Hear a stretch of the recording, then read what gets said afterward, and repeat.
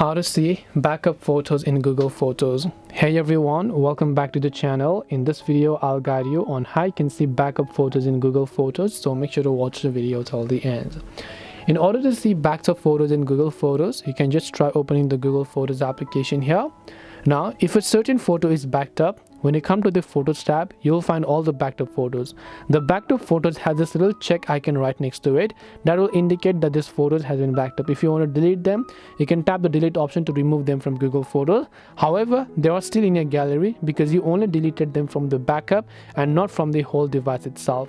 So if you want to see data not backed up, come to library, and here you'll find a little cloud like grayed out icon.